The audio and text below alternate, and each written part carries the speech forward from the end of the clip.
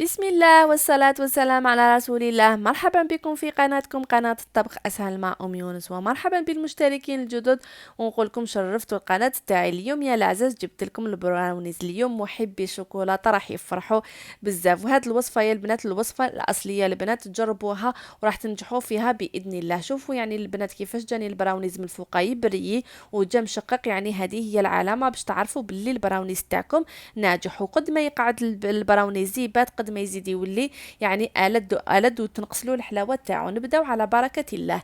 أنا المول تاعي 30 على 20 البنات. درت 6 حبات بيض، درت 300 غرام سكر بني. تقدروا تستعملوا السكر الأبيض، يعني نطلعوا البيض تاعنا مليح حتى يولي لنا أبيض، ماشي شغل حنديرو جينواز. يعني كي نشوفوا السكر تاعنا كامل داب ولا لنا أبيض نحبسوا التخلط تاعو البنات.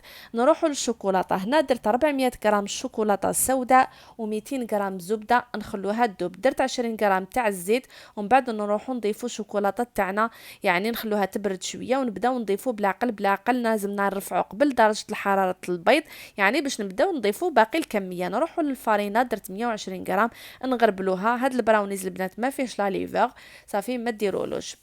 قلنا نديرو 120 غرام تاع الفارينة نغربلوها، ونضيفو 160 غرام تاع الجوز هنايا اختياري البنات، تحبوا ديروا تحبوا ما ديروش، بصح يعطيلو الذوق رائع. الجوز مع الشوكولاته بزاف بنين يا البنات. نخلطوا جميع المكونات ونديروها في المول تاعكم. قلت لكم انا تاعي 30 على 20. الا درتو مول صغير نقصوا الكميه، وضيفوا قطع الشوكولاته. لازم ديروا بابي كويسون البنات لانه البراونيز يلصق، صافي لازم بابي كويسون ضروري البنات. وهنايا قلت لكم ضفت قطع الشوكولاته، هي اللي حتعطينا هذيك الشوكولاته الدائبه في الاخر.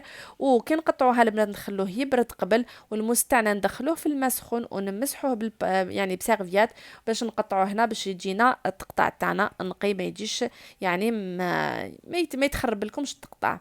فوالا البنات دوك تشوفوا يعني النتيجه تاع هاد البراونيز ولا اروع البنات، ولا اروع عن جد ولا اروع. شوفوا البنات كيفاش جا طري من الداخل ويبان مشمخ، وشوفوا هذيك الشوكولاته كي دابت، وشوفوا قطع الجوز جا ولا اروع البنات. سيوه ما راحش تندمعوا وادعوا لي بالخير. الان ما قعد لي يا الحباب غير نقول لكم تهلاو في روحكم في فيديوهات مقبله ان شاء الله. ما تنساوش تخلوا لي جيم وتعليق، هذا الشيء راح يدعمني. تهلاو في روحكم يا البنات، سلام.